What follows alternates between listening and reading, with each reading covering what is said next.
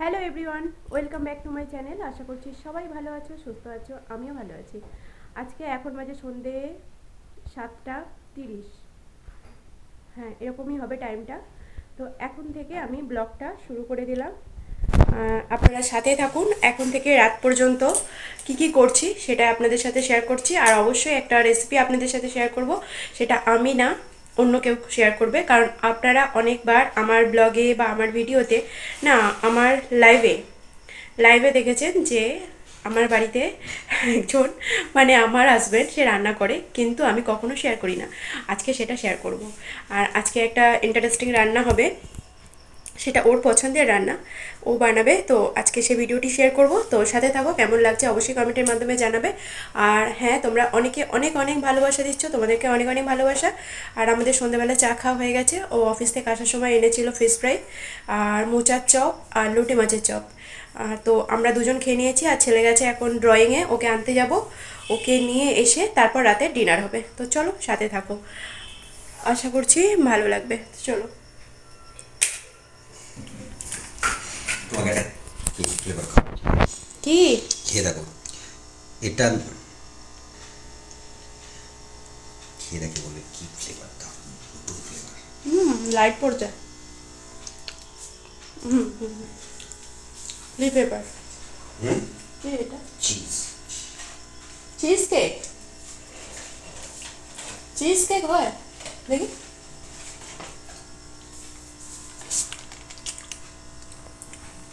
এখান থেকে দেখা যাচ্ছে না, দাঁড়াও ব্যাক ক্যামেরা করে তোমাদের দেখাচ্ছি।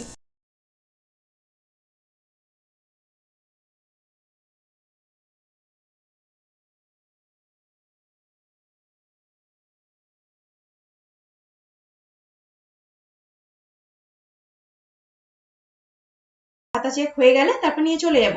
আর এখানে দেখো, স্যারের বাড়িতে একটা বিড়াল ছিল, সেই বিড়ালটা না দুটো বাচ্চা দিয়েছে, বেশ সুন্দর লাগছিল। সবাইকে একসাথে পুরো ফ্যামিলি ঘুমাচ্ছিল, তো বেশ ভালো লাগছিল দেখতে।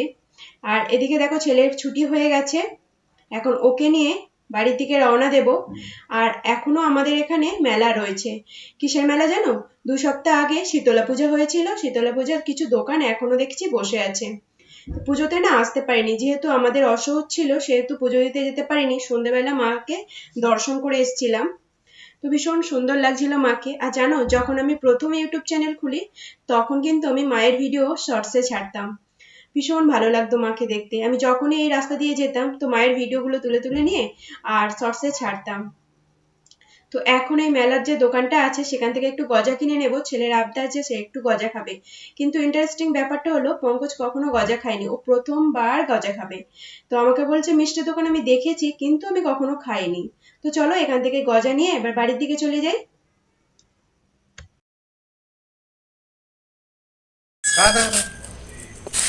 ও কোথায় যাচ্ছে? তুই কোথায় যাচ্ছিস? তুই কোথায় যাচ্ছিস বল? গেট খুল। মুড়ি কই? দাঁড়াও দাঁড়াও, ওকে দেখো। যার ঘর ও না, ও ঢুকে মানে আমার ঘর, আমার বাড়ি, আমি কিছু না, মালিক হচ্ছে ও। আমি দেখো, এবার কোথায় যাবি? বসে বস ওখানে। ও কিন্তু কথা শোনে। বসে গেছে। বাড়ি চলে এসছি। কি সুন্দর লাগে। তুই কি করবি? ঘরে যাবি? বাবু রে, বিস্কিটের নাম শুনে উঠে গেছে, দেখেছো? এই বস, নিচে বসে আ। দেখো, বিস্কিট খাওয়ার জন্য কেউ ঘরে ঢুকে যায়? ও জীবনে ঘরে ঢোকে না। ও খিদে পেয়েছে মনে হয়। ওদিকে ও বিস্কিট দিচ্ছে, আর এদিকে একে দেখো, ল্যাজ নাড়িয়ে যাচ্ছে।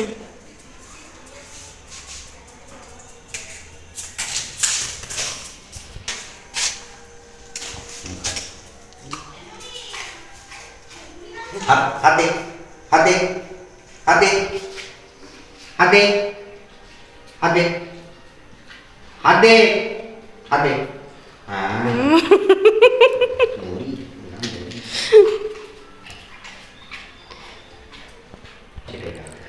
হাতে একটা করে বিস্কুট একটা হ্যান্ডশেক করছে বিস্কিট খাওয়ার জন্য। ও করে এ রোজই আসে বিস্কিট খেতে। ও ছোটটা একদম করে না না, ও তো একটা স্বার্থপর। সত্যিকারে স্বার্থপর না, কুকুরের মধ্যে স্বার্থপর দেখেছো? মানুষ দেখেছি কুকুরের মধ্যে ওদের খেয়ে শুট করে পালাবে, না বসবে না কথা শুনবে। ও দুদিন ধরে কি দেখা পাচ্ছি কোথাও গেছে মনে হয়। কে খাবে? আরে এর খিদে পেয়েছে তো প্রচুর। এই জন্য তো ঘরে ঢোকে না ও। হ্যাঁ, তুমি কোথায় ছিলে দেখো, তুমি কোথায় ছিলে? এইটা কিন্তু আমি ব্লগ বানাচ্ছি, অসুবিধা নেই তো? না না দেখো আর একটা ওনার এসে গেছে। ও না আজকাল গেট খুললো আগে চলে আসে জানো। আমি যে আসি আমি আসি আমার আগে থেকে বলে আগে ঢুকে যাবে। দেখো ওর অবস্থা কেন।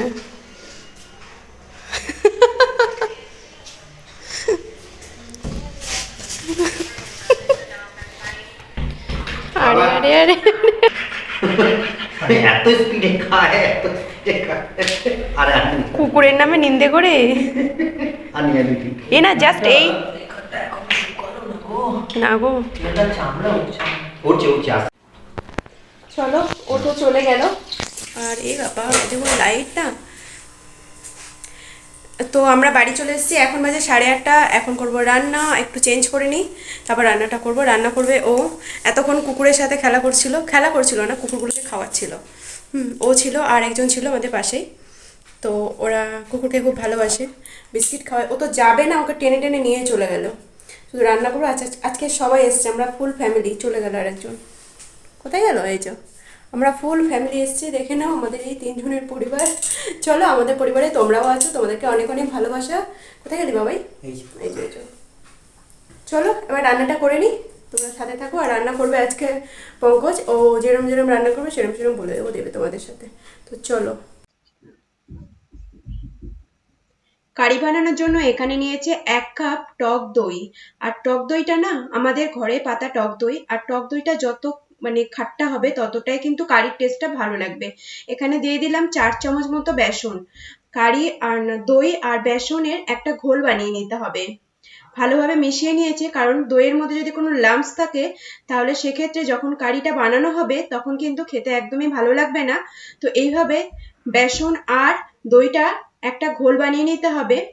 তো 1 কাপ যেহেতু দই নিয়েছে সেহেতু 4 কাপ মতো জল এখানে অ্যাড করতে হবে, কারণ কারিটা যখন ফোটানো হবে তখন কিন্তু এই জলটা পুরোটাই মানে কমে যাবে।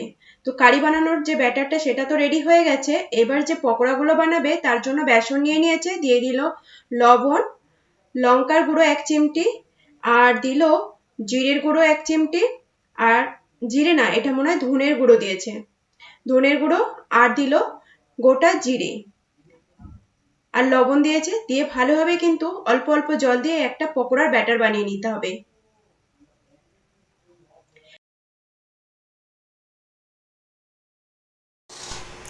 কারির ব্যাটারটা আমার এখানে রেডি হয়ে গেছে। আর এদিকে আমি তেলটাও গরম বসিয়ে দিয়েছে। আর এখন লাগবে কারি পাতা। তো কারি পাতার জন্য চলো বাগানে যাই।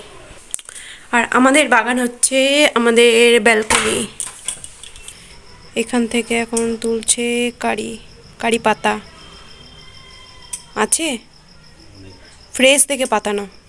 সবই ফ্রেশ, সবই নতুন পাতা। আরে একটা ডাল তো কেটে নাও ওখান থেকে। ডাল কেটে নেবো। হ্যাঁ।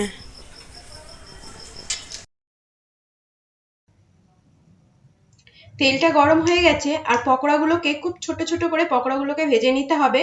তো আমি এখানে পকোড়াগুলোকে ভেজে নিলাম, কারণ এটা যখন ওই ঘোলের ব্যাটারের মধ্যে পকোড়াগুলোকে দেওয়া হবে না অনেকটা ফুলে যাবে। তো বড় করলে কি হবে না অনেক বড় বড় হয়ে যাবে, তাই ছোট ছোট সাইজের পকোড়াগুলোকে বানিয়ে নিয়েছি। তো এখানে আরো একটু তেল এখানে অ্যাড করলাম 1 চামচ মতো। এর মধ্যে দিয়ে দেব একটা শুকনো লঙ্কা,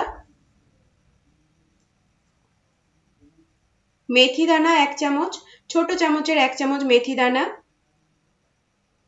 জিরে হাফ টেবিল স্পুন, জিরে, মেথি আর শুকনো লঙ্কা, আর দিল সর্ষে, হাফ চামচ সর্ষে, কারি পাতা। সব মশলাগুলো দিয়ে মিডিয়াম আঁচে 1 থেকে 2 মিনিট একটু ফ্রাই করে নিতে হবে। কারি পাতা থেকে যতক্ষণ একটা সুন্দর গন্ধ বেরোবে তখন এর মধ্যে আদা গ্রেট করা ছিল, সেই আদা গ্রেটটা দিয়ে দিলাম। মশলার মধ্যে দিল ধনের গুঁড়ো, হলুদ গুঁড়ো, আর এরপর যে দই আর বেসনের যে ঘোলটা বানিয়েছিল সেই ঘোলটা এর মধ্যে অ্যাড করে দিল। এখন ভালোভাবে মিশিয়ে নিয়ে এই ঘোলটাকে 25 মিনিট মতো কুক করতে হবে মিডিয়াম আঁচে। টেস্ট মতো লবণও এর মধ্যে অ্যাড করে দিয়েছি। এখন 25 মিনিট পর ফিরে আসবো।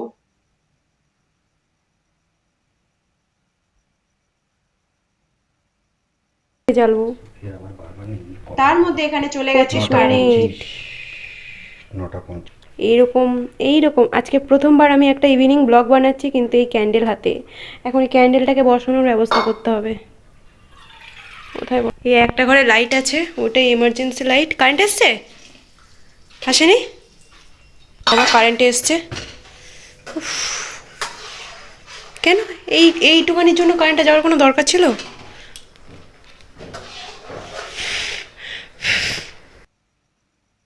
তো কারিটা আমার অনেকটাই কিন্তু কমে গেছে, দেখতেই পাচ্ছেন 25 মিনিট মতো হয়ে গেছে। এবার যে পকোড়াগুলো বানিয়েছিলাম সেই পকোড়াগুলো এর মধ্যে অ্যাড করে দেব।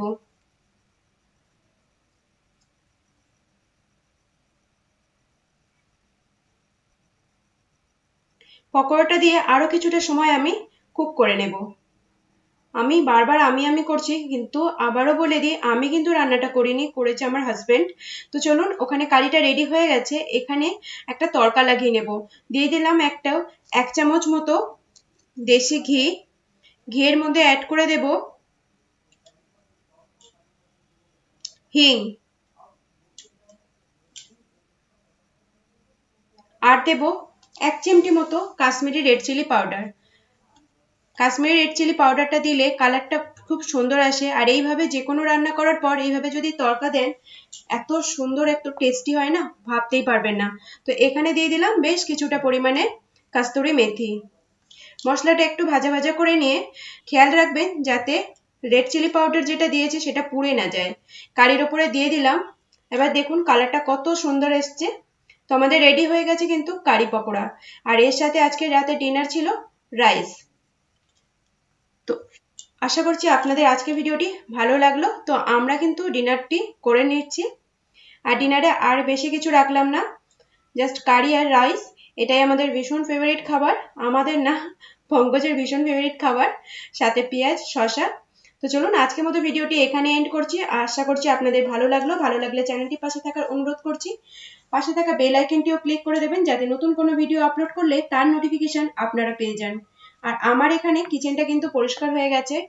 লাস্ট আমি যে কাজটা প্রত্যেকদিনই করি সেটা হলো কিচেনে যে বেসিনটা আছে, সিঙ্ক বেসিন যেটাই থাকবে তার পাশে একটা দিয়া আমি জ্বালিয়ে দিই।